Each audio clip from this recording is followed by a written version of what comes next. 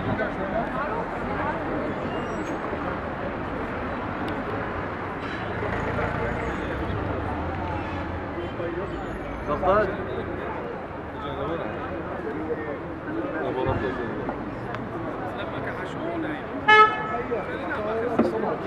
حبيبي موقف الاعتصام رهيب.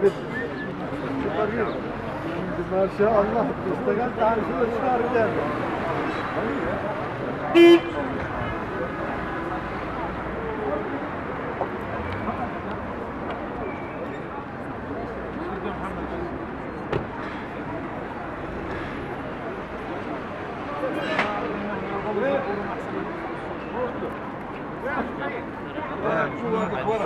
اي قناه الزمنيه مكتوب بالقانون، مكتوب في بند القانون. لا الشعب الاردني يعيش، يعيش الشعب الاردني يعيش، يعيش الشعب الاردني يعيش، يعيش يعيش، يعيش جلالة الملك عبد الله الثاني يعيش، يعيش جلالة الملك عبد الله الثاني يعيش، يعيش جلالة الملك عبد الله الثاني يعيش، يعيش يعيش.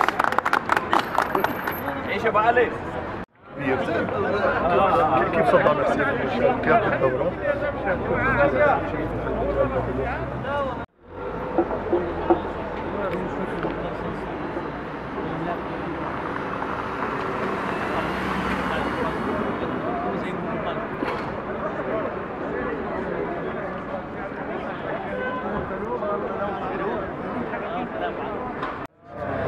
أنا الدكتور محمود سعيفان رئيس لجنة متقاعدي بنك الإسكان.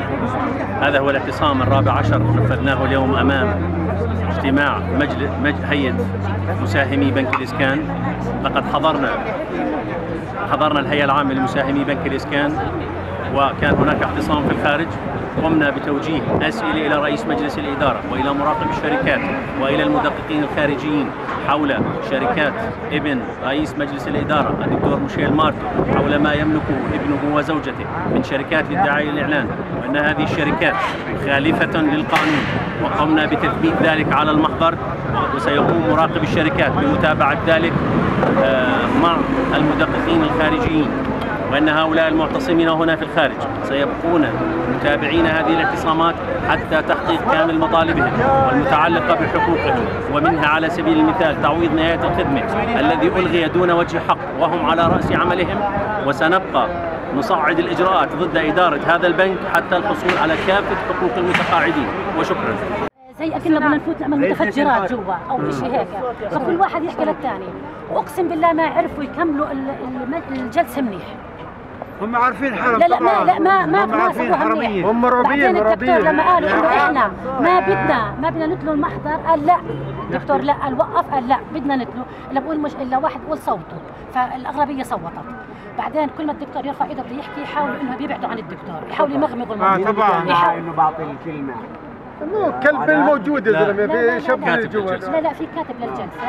بعدين ابو علاء تلا الله يمسيه بخير يا زلمه. لما قام الدكتور سال، والسؤال كان موجه لميشيل مارتو 3 مرات، قال انا بوجهه لميشيل مارتو وبدي الاجابه منه، ورجع قال الدكتور وقف مره ثانيه قال بدي الاجابه منه، وميشيل مارتو طبعا ما حكى ولا كلمه. وسام شو اسمه عمر ملحس صار يضحك.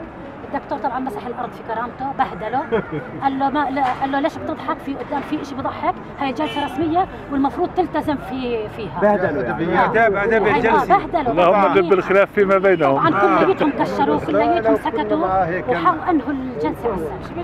في ادب بس واحنا طالعين الدكتور اختلى بالشيخ علي. ناوي لو جبنا اياه هون يا طيب.